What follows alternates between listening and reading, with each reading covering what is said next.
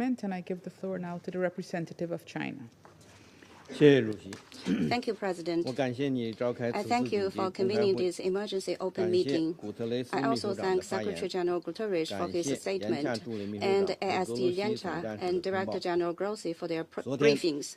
Yesterday, the United States conducted the strikes on 3 Iranian nuclear facilities in Fordo, Natanz, and Isfahan. China strongly condemns the U.S. attacks on Iran and the bombing of nuclear facilities under the safeguards of the IAEA. The actions of the United States seriously violate the purposes and principles of the UN Charter and international law, as well as Iran's sovereignty, security, and territorial integrity.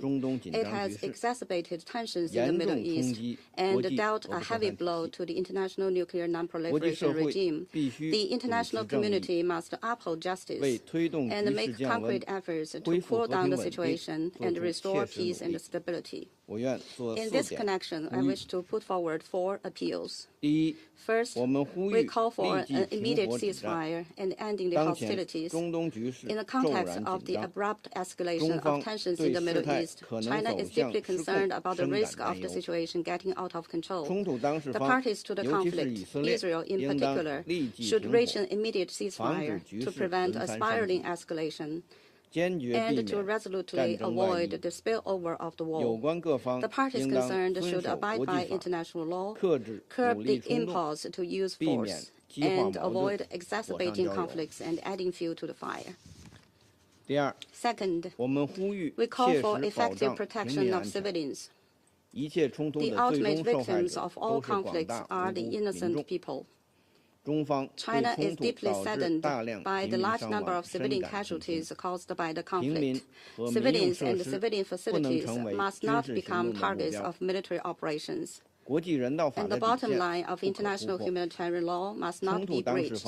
Parties to the conflict should place the interests and well-being of the people of the countries in the region above everything else, and make every effort to avoid harm to innocent civilians and refrain from attacking civilian facilities.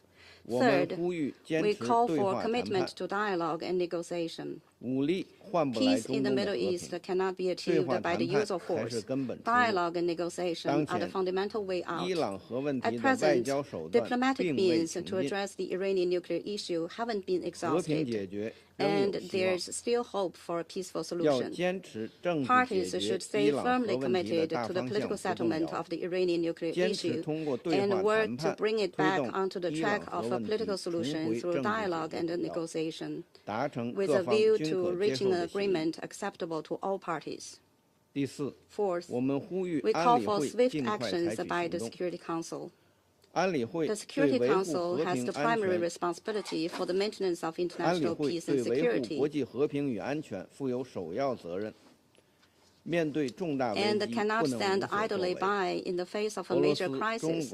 Russia, China, and Pakistan have proposed a draft resolution calling for an immediate and unconditional ceasefire, the protection of civilians, respect for international law, and engaging in dialogue and negotiation. We hope that Council members can demonstrate their strong sense of responsibility by jointly supporting the draft resolution to enable the Security Council to fulfill its responsibilities for the maintenance of international peace and security.